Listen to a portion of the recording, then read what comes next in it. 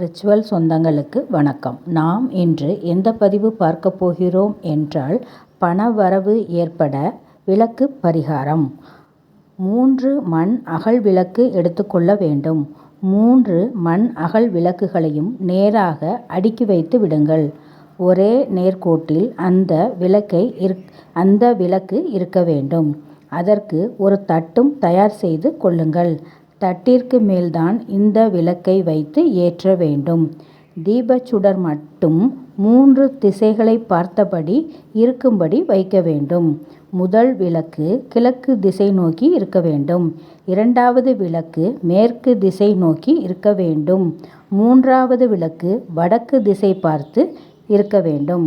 கிழக்கு திசைக்கு அதிபதி இந்திரன், மேற்கு திசைக்கு அதிபதி வருணன், வடக்கு திசைக்கு அதிபதி குபேரன்.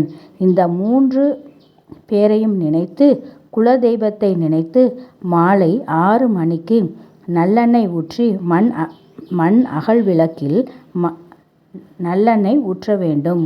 அதில் பஞ்சுத்திரி போட்டு தீபம் ஏற்றி வைத்து விடுங்கள்.